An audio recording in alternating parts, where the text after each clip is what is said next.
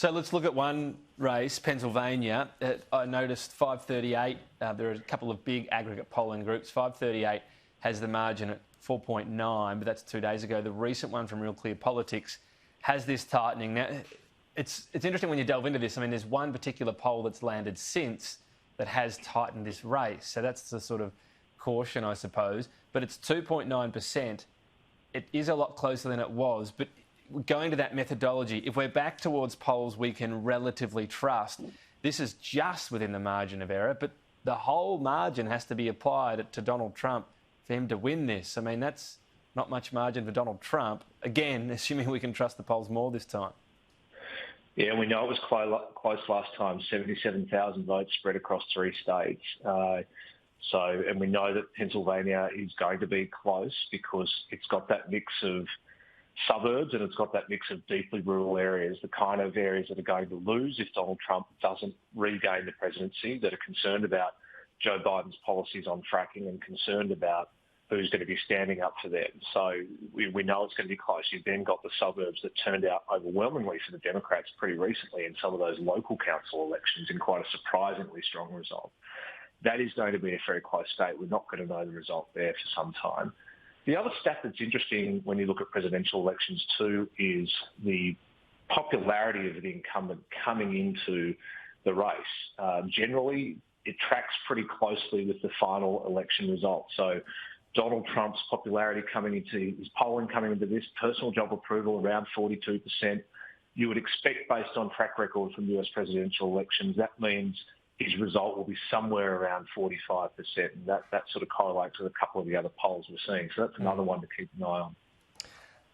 I thought it was pretty interesting that Lady Gaga is going to be at one of the final campaign events for Joe Biden. I mean, we saw the celebrity experiment, if you like, with Hillary Clinton. I think it was noted as well she's anti-fracking. It just seems a strange sort of late decision. I thought, Barack Obama's your star power, if you like. Did this raise any eyebrows with you? Look, I think, they want to get younger voters out. They want to try and get them to actually turn up on polling day, and so they'll use every celebrity they can. Democrats traditionally have had a much larger roster of celebrities they can call on. Some of the celebrities that have endorsed Trump this time around, running their own race, in the case of people like Kanye West. So, look, I don't think, Obama's going to get more votes out for Joe Biden than Lady Gaga, but why not throw her into the mix? Just finally, we're talking about how this race might be contested afterwards. Just the example of how that happens. So we've got this unprecedented level of pre-polling and a lot of these mail-in ballots, obviously, and that's the key. The rules have been set, if you like, by states. There have been some contests in court, so they can decide when they're going to count the actual votes. In some cases, it's after Election Day, as long as they're sent by Election Day. What we're getting the possibility, though, is state Supreme Courts this will go to, and even perhaps the Supreme Court of the US afterwards. That's the battle here, isn't it? And why this could take a long time and get really messy. They will fight over the rules, even though the rules have been set, and that could upset counting that's already happened. I mean, this gets complicated. Yeah, it does. And I was listening to the Secretary of State for Pennsylvania talking about how they're going to handle those votes that come in with a postmark on the day of election or beyond. And it sounded like they were effectively going to sequester those votes just in case they are challenged and they need to be recounted. I mean, which is smart, right? Whatever you think of the politics, at least you can say, well, the election can be preserved for whatever the ultimate rules end up being.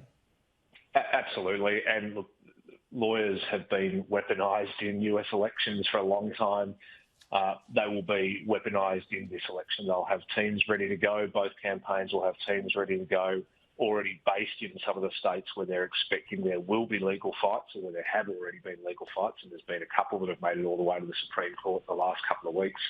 And that's what's going to slow down the result. So Pennsylvania, for example, if it's close and there's a stoush over, when these votes are going to be counted and how, we may not know the final result there for a month.